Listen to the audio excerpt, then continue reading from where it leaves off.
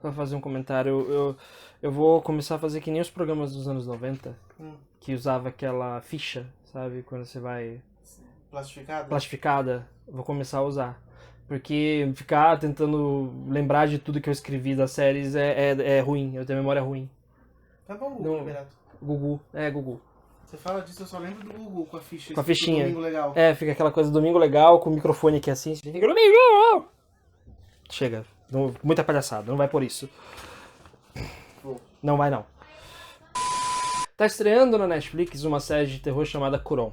É uma série italiana que mistura referências, mistura estilos para poder fazer com que a gente fique todo arrepiado com uma história de suspense e terror. A gente vai falar sobre esta série aqui. Se você quiser saber mais sobre ela e saber a nossa opinião a respeito, fique com a gente.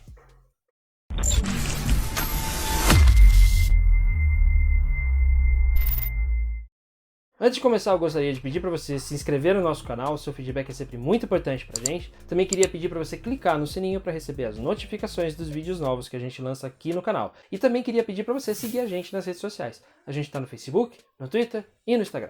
Essa série Cuarón é o tipo de série que vai agradar em cheio as pessoas que gostam de histórias com um pezinho no sobrenatural. A Netflix tem feito muita série, muito filme a esse respeito em todos os lugares do mundo, e agora tá chegando aqui essa produção italiana que tá aí prometendo fazer com que a gente fique com calafrios. E eu posso dizer pra você logo de cara que funciona bem. Isso porque essa série tem tudo que faz com que as pessoas se assustem, né? Tipo, tem máscara demoníaca, efeitos sonoros assustadores, tem uma história estranha, com uma população de um lugarejo pequeno, bem estranha. Tudo é bem voltado para aquilo que a gente já conhece de filmes de terror, só que, como eu já falo em vários outros vídeos que a gente gravou aqui, quando é um feijão com arroz bem feito, não precisa tentar inventar a roda. Você pode fazer um filme ou uma série que seja baseado em clichês, mas que funcione muito bem na tela. É este o caso. A trama toda se passa no vilarejo de Cuarón. É um vilarejo com mais ou menos 2.000 pessoas que fica no sul da Itália. E lá existe um lago onde tem uma torre com um sino no meio dele. É uma coisa bem creepy, né? Bem assustadora. E esse sino só toca quando alguma coisa ruim vai acontecer com alguém. Mas isso a gente vai falar mais pra frente. Basicamente é uma história familiar também. A gente tem o Thomas, que é o pai dessa família, a família Reina, que brigou com a filha dele foi embora da cidade de Tirol, né, desse vilarejo de Tirol, e ficou 17 anos fora. Ela teve um casal de gêmeos, né, teve filhos, casal de gêmeos, e ela, junto com esses dois adolescentes agora, estão voltando para a cidade de Cuarón para poder falar com o pai dela. Ela tem os seus motivos para isso, a gente não pode contar porque seria spoiler, mas ela tem os seus motivos para voltar para lá. Acontece que a partir do momento que ela chega na cidade, coisas muito estranhas começam a acontecer. Todas essas coisas estão baseadas em uma maldição que foi lançada e que tem a ver com a família Reina. A gente não vai dizer qual é o motivo, a gente não vai dizer porquê, mas você só precisa saber que essa maldição tem uma ligação estrita com a família do Thomas, com a família dessa menina e com esses dois gêmeos também. O que a gente pode dizer logo de começo a respeito desta série Cuarón é que ela consegue trabalhar melhor todos os seus elementos visuais do que os elementos, vamos dizer assim, de atuação e de roteiro e de personagem. Isso porque é uma série visualmente arrebatadora. Tudo nessa série é muito bem feito no que diz respeito às suas imagens. O vilarejo de Cuarón é assustador. A noite é mais assustadora ainda. A fotografia dessa série é muito bonita, é uma das melhores que eu já vi em séries de terror na Netflix. E também tem toda a direção de arte que faz com que a gente fique naqueles ambientes que parece que alguma coisa vai sair da parede e vai te pegar. É uma série que funciona bem nesse sentido, porque deixa a gente realmente muito assustado. E a direção trabalha muito bem a questão da tensão. E isso é importante numa série de terror, numa série de suspense, porque se você não fica tenso quando você está assistindo, você nem precisa assistir esse negócio, porque a intenção é deixar você na ponta da cadeira para deixar você com medo de tudo que vai acontecer a partir desta cena que você está assistindo. Então, se você não fica com medo, se você não fica tenso, é porque a história falhou. E a direção desta série também falhou. Então, neste caso, a direção trabalha muito bem a tensão.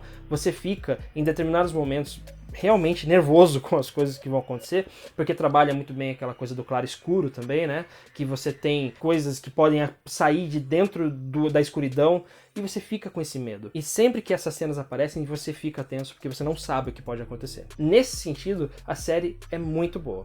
Ela tem um problema de desenvolvimento de personagens, principalmente no que diz respeito aos adolescentes, que são os filhos da Anna, que é a filha do Thomas, né? Que é a menina que volta para esta cidade, para esse vilarejo de Curon, acompanhada desses dois adolescentes, um menino e uma menina, que no caso são Mauro e Daria. Esses personagens, eles não são tão bem desenvolvidos quanto eles poderiam ser. Então há um problema de ritmo com esses personagens, com esses dois em específico, mas a trama geral, que é a trama da maldição, que tá ali em Curon e tal, tudo isso funciona bem. O problema é o individual, essa traminha que faz com que a Anna pegue os filhos e volte para casa do pai, que fica em Curon. Isso atrapalha um pouco na hora de você tentar juntar as peças para conseguir desvendar o grande mistério que esta série tem. Mas, ainda assim, não é um defeito tão grave, porque a série acaba sendo muito chamativa no seu visual e também nas cenas em que as coisas realmente começam a pegar. Não podemos falar novamente, porque spoiler. Quem sabe a gente faça até um vídeo sobre spoilers dessa série para poder comentar com você mais detalhadamente a respeito dessas cenas. Mas o que você precisa saber é que estas cenas são muito boas, funcionam para quem gosta de filmes de terror, para quem gosta de série de suspense, tudo funciona bem nesse sentido. Isso porque também a direção, né, a produção e a direção desta série não economiza nas imagens fortes. A gente tem algumas imagens psicologicamente fortes mesmo, não acho que tem outra palavra pra dizer isso, mas são coisas que ficam na mente da gente depois que a gente termina o episódio e que são boas coisas pra quando se trata de produções de terror e suspense, porque é como se você tivesse assistido Iluminado. Às vezes você termina de assistir o Iluminado, aquele filme de 1980, e ele fica na sua cabeça.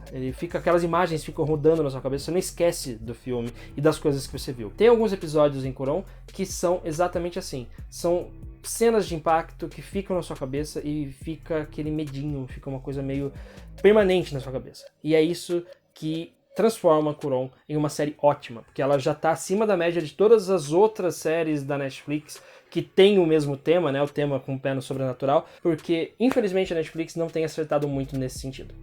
Uma das coisas que mais dá medo, sinceramente, é quando aquele sino toca. O sino daquela torre que fica no meio do lago, quando aquele negócio toca, o bicho pega. E ali é complicado. Por isso é uma pena que da metade da série pro final, ela perde essa força, né? Nos primeiros episódios ela tem essa força, esse poder de fazer com que a gente fique realmente tenso o tempo todo. Mas depois da metade final, né? Da metade pro final, a série perde um pouco disso, apesar de manter boa parte, mas não tem o mesmo fôlego, vamos dizer assim. E também abusa de alguns clichês do gênero do suspense, aí sim começa a fazer de uma forma que não é diferente, tira um pouco da criatividade, tira um pouco do brilho, e isso acaba afetando um pouquinho o resultado final. Com tudo isso, né, que eu disse até agora, o grande problema de Curon é o roteiro, porque o roteiro acaba falhando na hora de resolver essas coisas. Todas as coisas que são apresentadas pra gente, elas têm um visual muito bom, uma direção muito boa, os atores são bons, mas o roteiro é que acaba falhando na hora de prender a nossa atenção da metade pro final. Apesar disso, tem coisas, né, que a gente vai pensando que são muito boas nesta série. O começo da história da maldição da família Raina, tem também as grandes referências, que não são assim tão bem explicadas, mas tem aquelas referências assustadoras aos lobos que ficam rondando Curon, também são coisas importantes que a gente precisa acompanhar, porque dá um calafrio, mas que não são tão bem resolvidas pelo roteiro, mais uma vez, infelizmente. E no fim a série se propõe a ser um exame da natureza do mal, e nesse sentido ela falha. Ela falha porque ela deixa brechas que provavelmente vão ser resolvidas numa segunda temporada, que nem tem garantia de existir ainda, não tem ainda a certeza de que vai haver uma segunda temporada para trabalhar esses méritos, né? Para trabalhar essas coisas que foram colocadas pra gente. Então, a gente termina a primeira temporada com muita ponta solta, com muita pergunta, e que, no que diz respeito à Netflix, isso é perigoso, porque a Netflix pode cortar série assim do nada. Porém, não há garantia de que isso aconteça. A gente espera que aconteça, porque se você pegar o total de Curon, é uma série que vale a pena.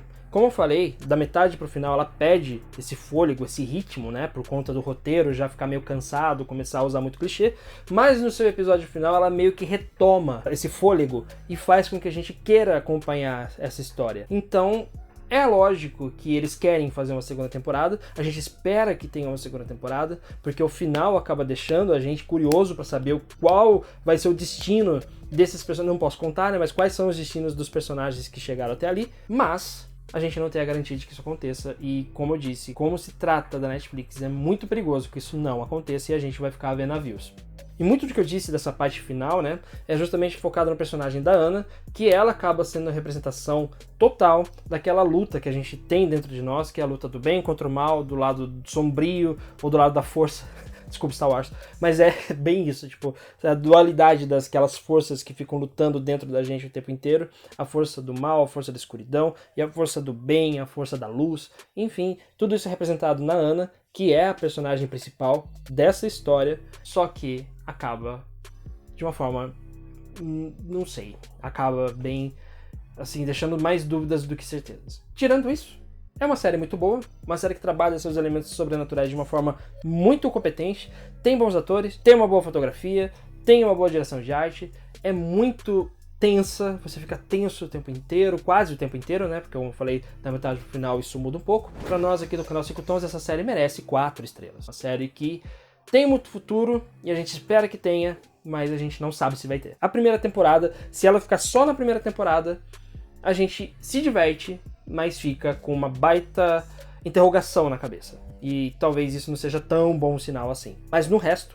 olhando todo o peso que a série traz no seu todo, ela merece 4 estrelas. Bom, por hoje é isso então. Qualquer coisa, então, como eu falei, a gente volta para falar de mais detalhes a respeito dessa história. E é isso. Um abraço para você e a gente se vê aqui no canal 5 Tons. Tchau.